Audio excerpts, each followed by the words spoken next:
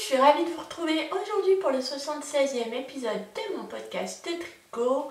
Mais aujourd'hui, ce ne sera pas qu'un podcast de tricot. Avant de commencer, je voulais d'abord et avant tout remercier toutes les personnes qui se sont abonnées à la chaîne récemment. Vous avez été extrêmement nombreux à découvrir ma chaîne. Et ça, je le dois aux copines qui ont cité ma chaîne dans leur podcast, et notamment à Christelle de Rêver sa vie en couleur et à Mélanie des Aiguilles Aventurières, qui ont parlé de mon podcast et qui vous ont apparemment donné l'envie de découvrir mon univers. Donc à tous les petits nouveaux, les petites nouvelles, soyez les bienvenus. J'espère que mon univers vous plaira. Aux anciens, merci de votre fidélité, hein, ça me touche.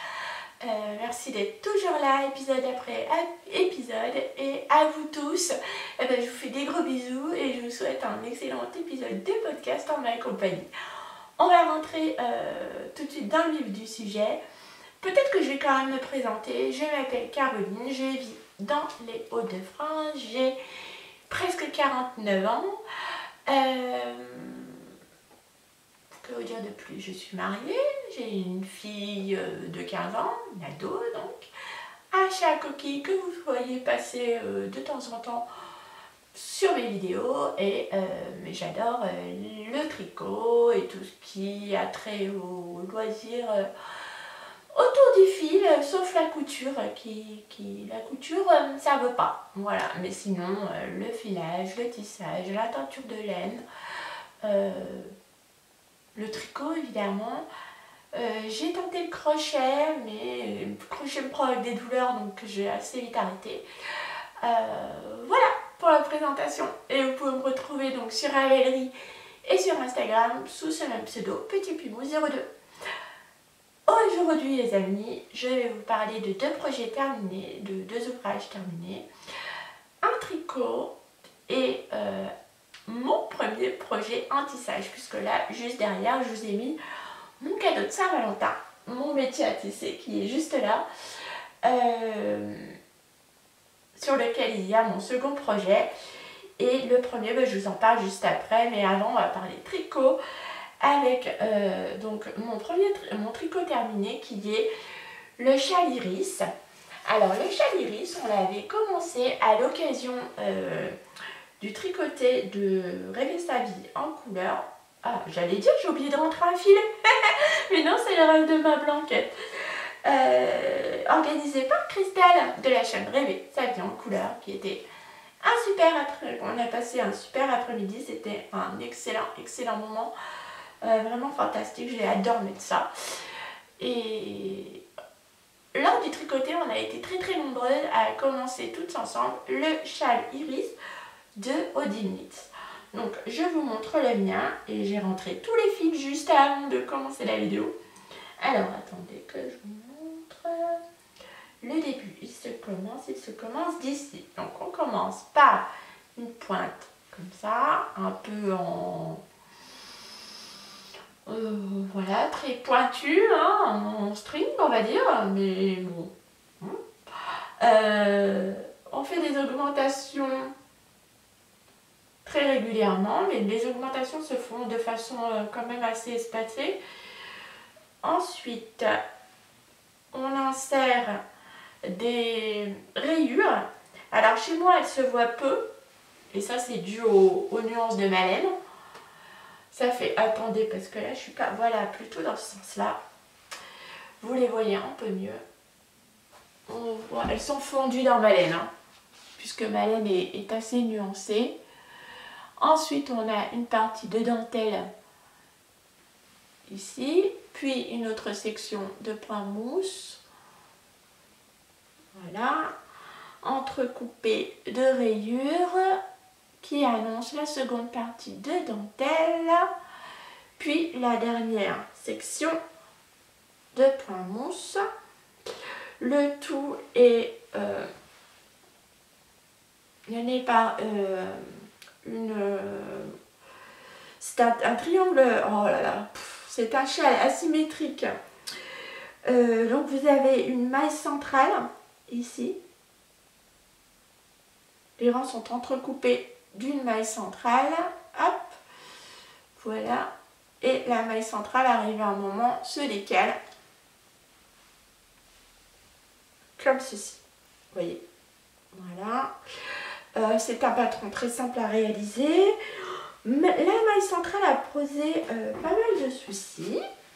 Moi j'ai suivi le patron à la lettre, j'ai fait la maille centrale préconisée dans le patron.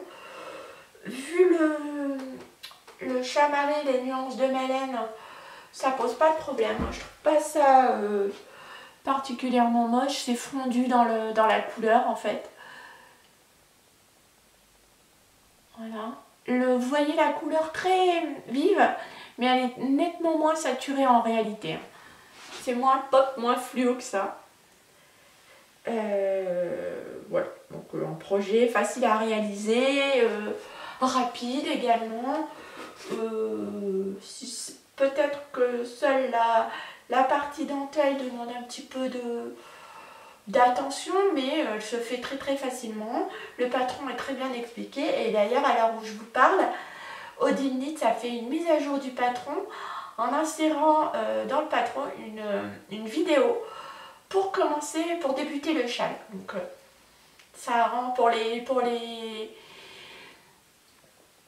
débutantes, et décidément j'ai du mal à trouver mes mots aujourd'hui, c'est dur. Pour les débutantes en tricot, vous aurez le support d'une vidéo en plus du patron, donc ça peut vraiment aider au démarrage, et notamment pour le début de cette maille centrale qui est un peu problématique. Moi clairement je vous recommande de mettre un anneau marqueur, quitte à le décaler au rang retour, puisque la maille centrale se fait sur les rangs endroits et sur les rangs envers. Comme ça vous n'avez pas de problème de décalage de la maille centrale. Voilà, c'est un chouette patron. C'est vrai que sur une laine, sur un coloris principal plus uni, je pense qu'il faudrait peut-être faire je ferai la maille centrale différemment. Là, comme elle est clairement fondue dans le coloris de ma laine, ça ne me posait pas de problème. C'est pour ça que je l'ai laissé tel quel.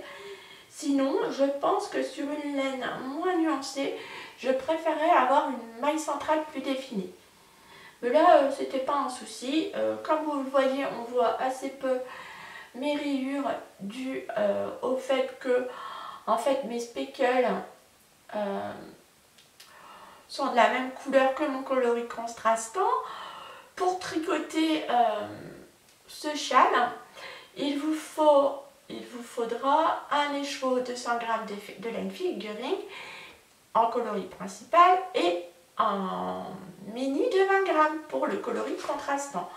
Alors moi j'ai utilisé pour le coloris principal ma sock blanc dont il me reste, vous voyez ici un petit bout, à peu près 13 g il me reste, du coloris de la sock blanc, celui qui sème, de laine de moute, et c'était un 85% mérino superwash, 15% nylon, 400 mètres au 100 g.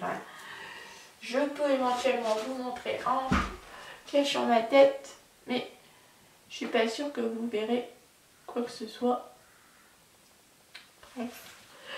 Et son mini associé, toujours de laine de moute, le coloris Barbie. Et là, il me reste 6 grammes. Donc en fait, il me reste quand même, et j'ai tricoté le châle en aiguille 3,5. Finalement, il m'aurait fallu, en pesant le châle, il m'a fallu un peu plus de 400 grammes. Je crois que c'était 402 ou 403 grammes de laine. Il pourrait presque tenir sur il tiendrait sur je pense, hein, sur un écheveau de 425 mètres. Vous savez, un écheveau de laine à chaussette de 425 mètres. Il peut rentrer en entier dans ce genre d'écheveau, je pense. Comme je vous dis, moi, il me reste 13 grammes de mon coloris principal et 6, et 6 du contrastant. Voilà.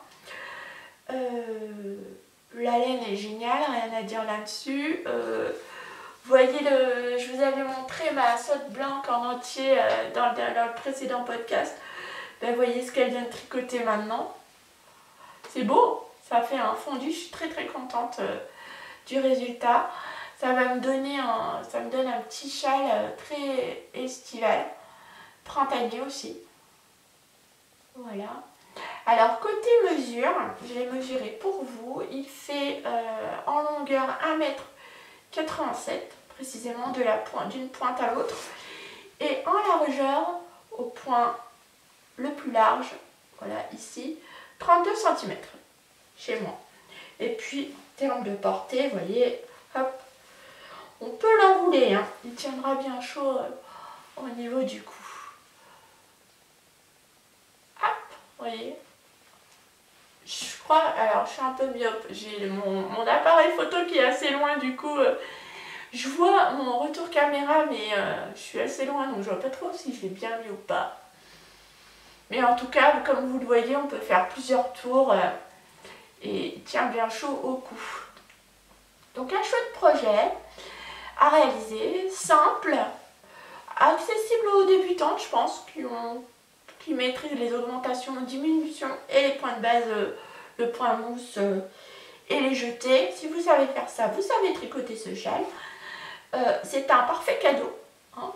Pareil parce qu'il est rapide à tricoter, donc là-dessus je ne peux que vous le recommander. Et j'en profite pour remercier ma petite Christelle de la chaîne Rêver Soleil en couleur de m'avoir offert le patron.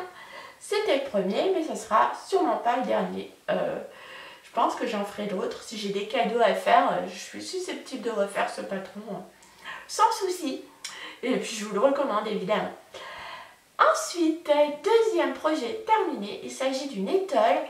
Et là, en fait, c'était mon premier projet de tissage. Donc, vous vous rappelez, il y a 2 semaines, j'avais dit, j'attendais la livraison de mon métier à tisser.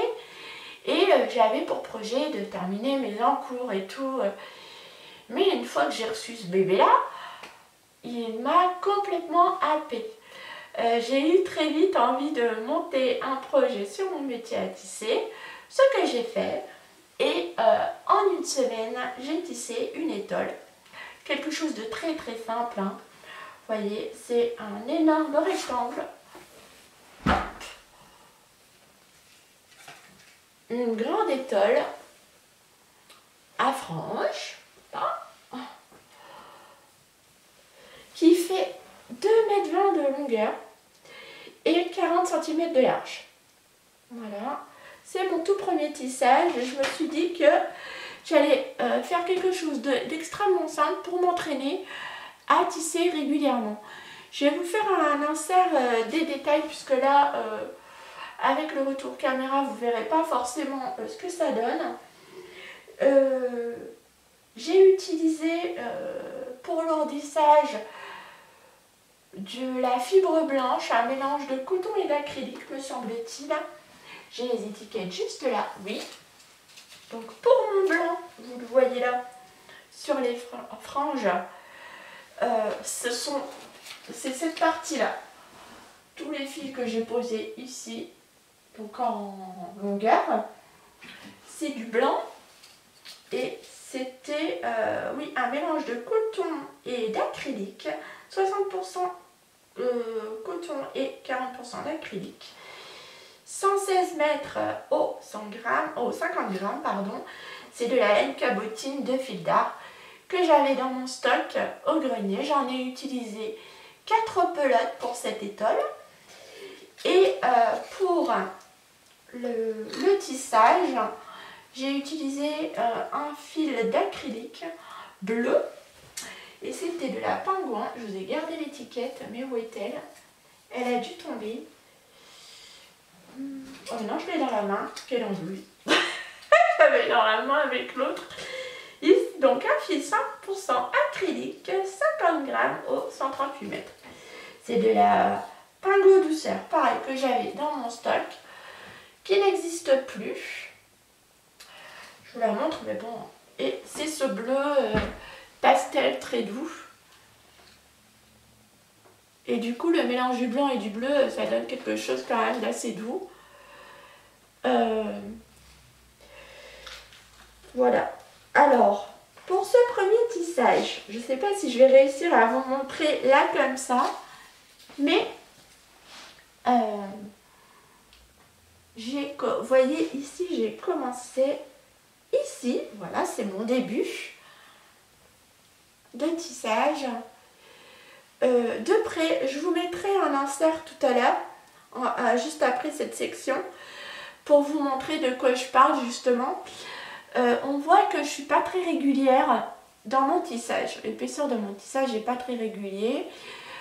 Et surtout mes bordures sont vraiment très moches. À chaque session de tissage, on voit qu'il y a une différence sur ma bordure. On voit quand j'ai arrêté et quand j'ai repris en fait.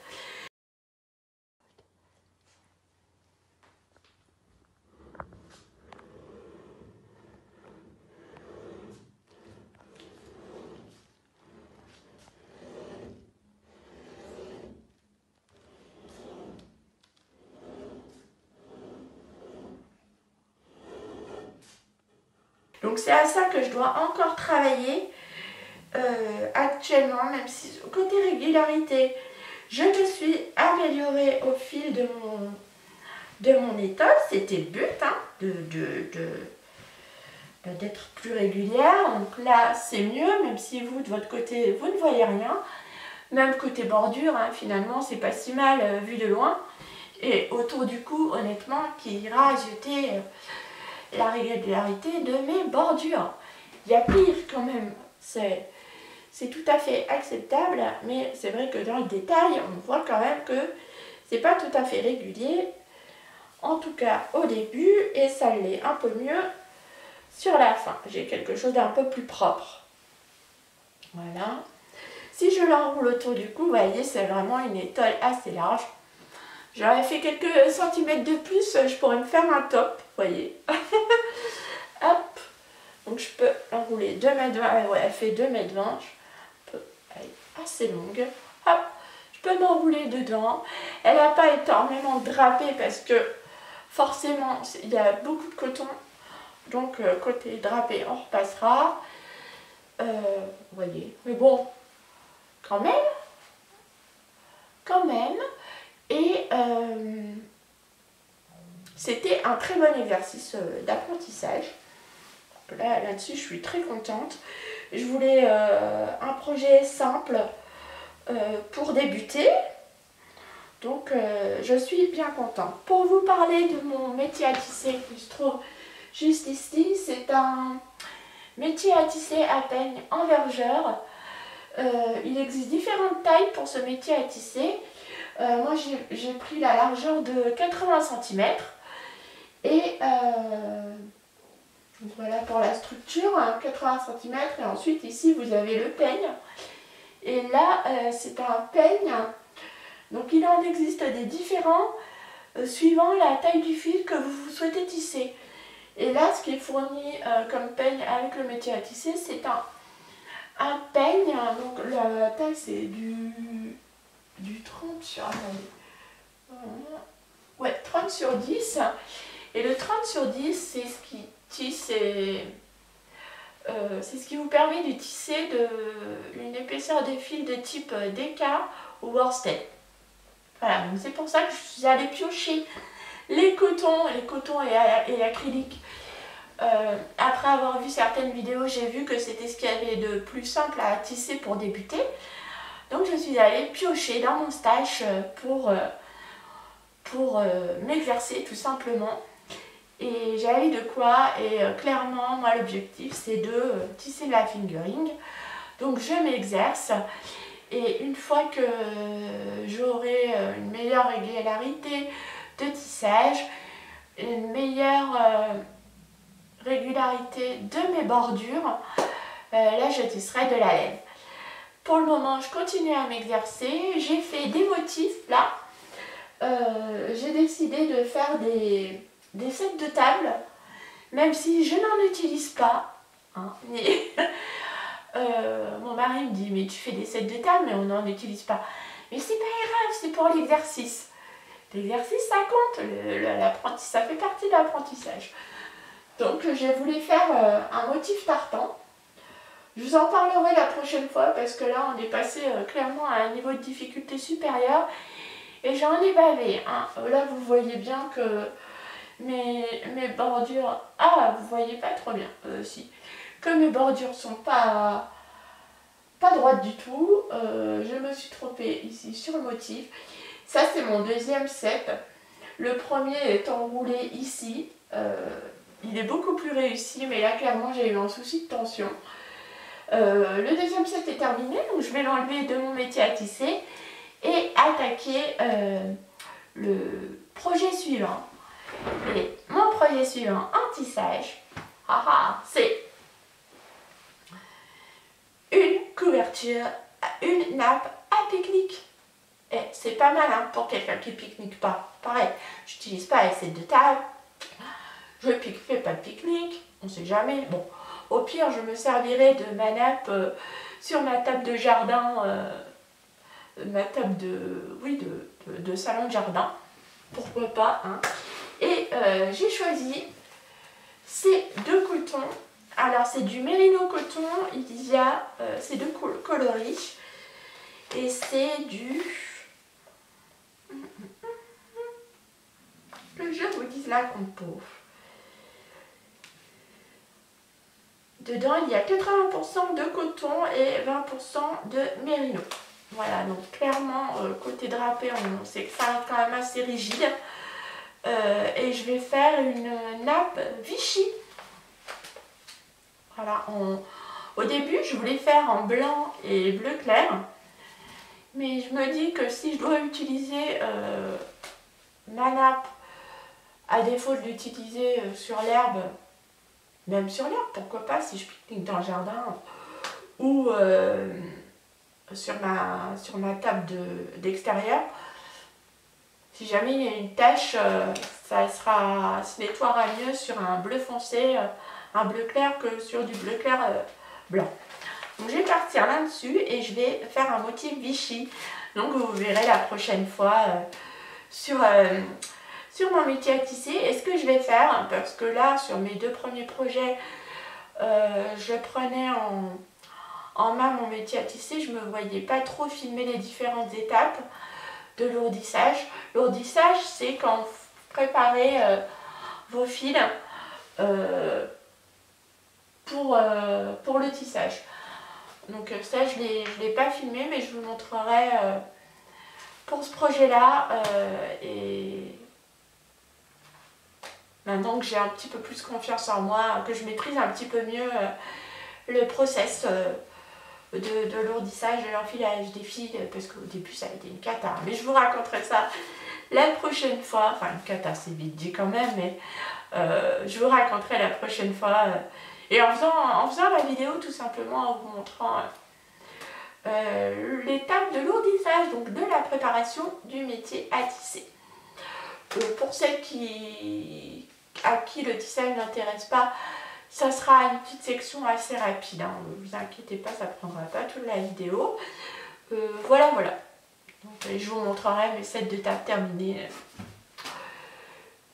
Voilà, pour le tissage, on en a terminé. Et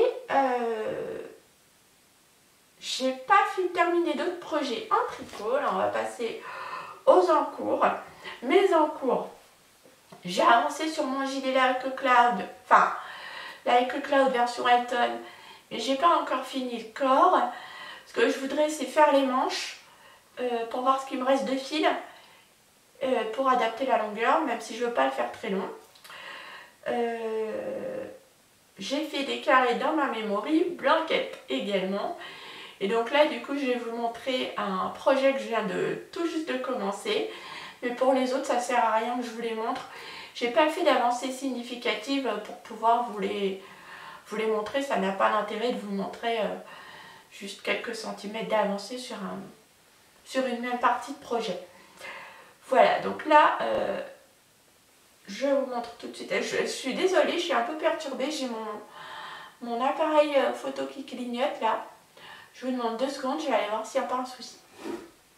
Il n'y a pas de souci. Donc, me revoilà pour vous parler d'un projet que j'ai commencé. Alors, c'est vraiment le tout début que je vous montre. C'est une chaussette. J'avais dit, je vais ralentir les tâches, je vais essayer de finir... mes encours, parce que le tissage, maintenant il y a le tissage, ça va me prendre du temps de tricot. Les résultats, je me suis lancée dans un test de chaussettes pour les cendres, pour ces chaussettes Guadeloupe. Et puis dans quelques jours là, je vais commencer un test de châle pour Aurélie la souris, parce que son châle il est trop canon. C'est un châle triangulaire, mais celui-ci je vais le garder pour moi. D'habitude c'est pas mon style, j'aime les tricoter mais j'aime pas trop les porter. Mais celui-là il a un petit côté country trop sympa, et du coup je vais le garder pour moi. Je vais vous montrer la laine juste après, mais je digresse, mais on va se recentrer, hein. Je vous montre la paire de chaussettes, donc des chaussettes Guadeloupe que j'ai commencé en test pour Lysandre. Là voilà, c'est le coloris Beach Treasure de Tricot & Stitch. Le voilà. Donc là c'est mon tout début, Beach Treasure. Elle porte bien son nom, cette couleur. Petit côté plage et tout. Et en contrastant, parce que évidemment ce sont des chaussettes en jacquard, j'ai sorti de mon stock de laine, de mon stash, une laine que j'ai teinte. Celle-ci je l'ai teinte en février. Là voilà, c'est un marron chaud. Un mérino nylon. Voilà. Pareil pour le coloris de... J'ai l'étiquette juste là, je la montre.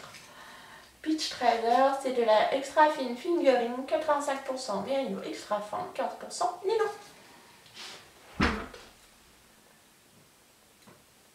Voilà, je indiquerai tout sur ma fiche Ravelry. Voilà. Donc comment... Voilà mon duo. Je les ai commencés hier soir, donc évidemment, là ce matin, forcément, j'en suis qu'au tout début. Mais la fois prochaine, je vous montrerai les jacquards, mais c'est beau. Hein. Regardez-moi ce coloris. Trop beau. Voilà pour les chaussettes Guadeloupe. Et pour le châle d'Aurélie, j'ai choisi ces laines de moute. C'est un mérino nylon. Hop. Il est splendide ce coloris. C'est le coloris Misatinga. Je vous montre. Hop.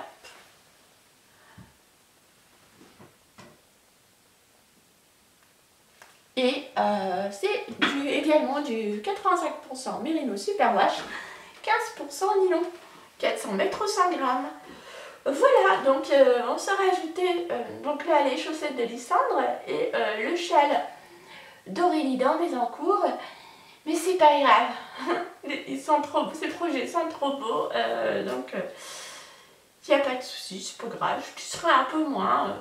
Mes projets avanceront moins vite, mais j'ai beaucoup de plaisir à attaquer ces projets. Et là, je n'ai qu'une envie, voyez, une fois que je vous aurai quitté, c'est de ranger tout mon petit bazar là, hein, parce que j'ai envahi la chambre de ma fille, donc je vais ranger, virer tous mes projets et tout, et continuer un peu le jacquard des chaussettes Guadeloupe, le commencer. Oh, c'est trop beau de voir apparaître le motif.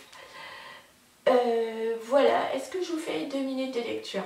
Ouais, on attaque la petite section lecture quand même. Alors, ces derniers jours, j'ai lu une biographie j'ai lu la biographie de Thomas Pesquet, Ma vie sans gravité. L'astronomie, l'espace, c'est pas que ce soit pas un domaine qui m'intéresse, mais on va dire que clairement, j'ai pas spécialement envie j'avais pas envie d'en savoir plus, je ressentais pas le besoin d'en savoir un peu plus sur ce domaine-là.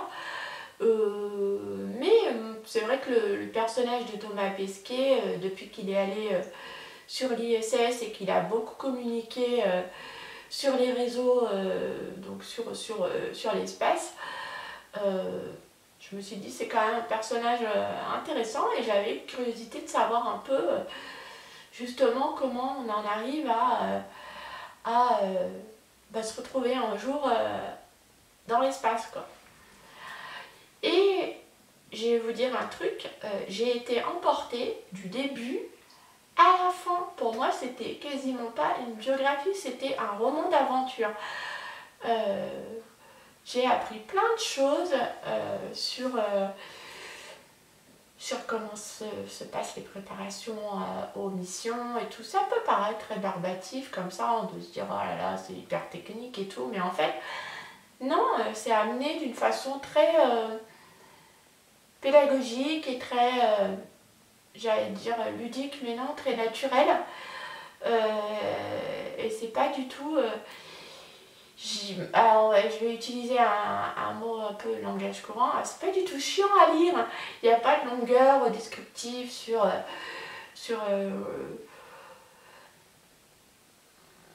tous les aspects techniques de ce genre de mission, parce qu'évidemment il y en a.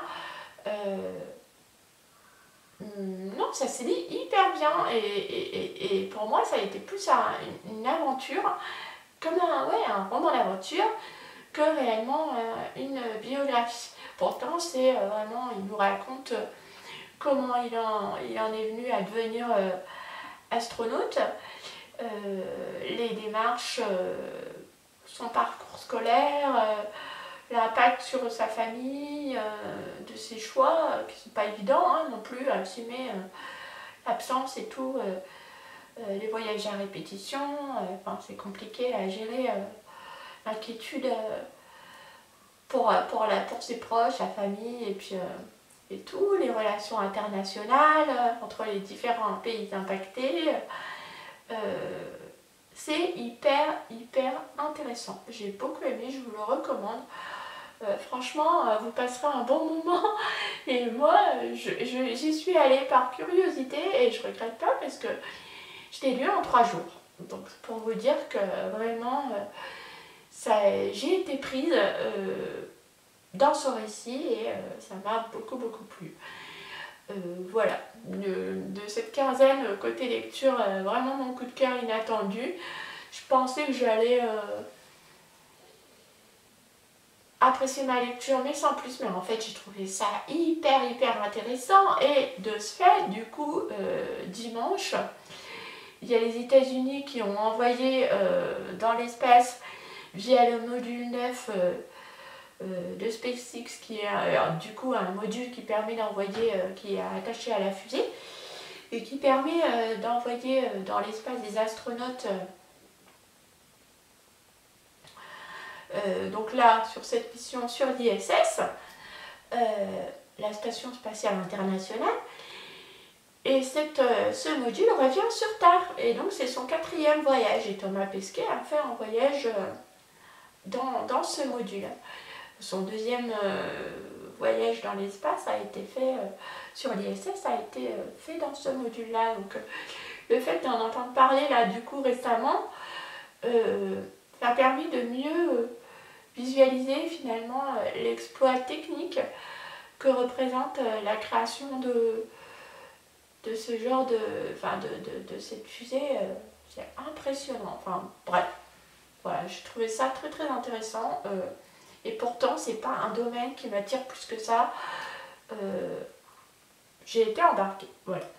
Sinon j'ai lu également le 14e tome des aventures d'Hamish Macbeth de MC Beaton, qui a écrit également les aventures d'Agatha Raisin. Mais à Agatha Raisin, c'est du cosy mystery.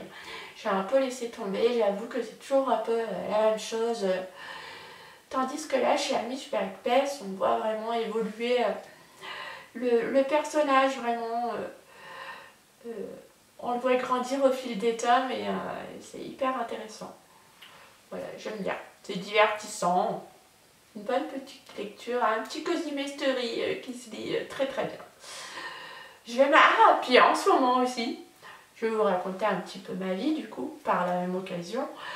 Je suis sur la fin des extraordinaires d'Edgar Allan Poe. J'avais pas spécialement envie de les lire, mais ma fille qui est actuellement en seconde devait les lire pendant les vacances pour son cours de français. Et à la première nouvelle, Bérénice, elle a eu un peu de mal à comprendre l'histoire. Et pour être sûre d'avoir bien compris la nouvelle, elle m'a demandé de lire cette première nouvelle. Et ça en est suivi que durant ces vacances-là, qui se terminent à la fin de cette semaine, on a lu en parallèle les nouvelles extraordinaires d'Edgar Allan Poe, et ce qui m'a permis de se sentir rassurée. Donc elle les disait, elle les lit, elle me dit ce qu'elle en a compris, elle m'en fait le résumé, et moi je lui confirme que son résumé est bon, et si c'est pas bon, je la renvoie à certains détails pour qu'elle relise le passage, pour qu'elle comprenne mieux. Voilà. Donc c'est finalement une lecture commune qu'on fait toutes les deux. Mais je vous avouerai que là, c'est lourd. Edgar Allan Poe, il me reste plus que 2 nouvelles et je suis contente d'arriver à la fin parce que honnêtement, ça me plombe mes lectures là en ce moment. C'est très indigeste hein, quand même. Et puis moralement très déprimant, je trouve. Faut être dans de bonnes conditions pour lire dans de bonnes conditions morales pour lire ces nouvelles. Mais bon, ça fait partie de mes lectures, donc j'avais aussi envie de vous en parler, de ce petit moment aussi de complicité avec ma pitchoune. Voilà, c'en est terminé pour ces 2 minutes lecture. Tout ce dont je vous ai parlé dans cette vidéo, vous pourrez le retrouver en barre d'infos. Dites-moi également si vous aussi vous lisez des classiques. Certaines nouvelles m'ont paru et ont été hyper intéressantes, je les ai lues très rapidement. D'autres ont été plus difficiles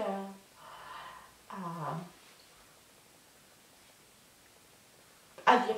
Ouais, plus dur à lire, tout aussi bien au niveau de la compréhension de l'histoire que du vocabulaire. Du 18e, c'est un peu costaud.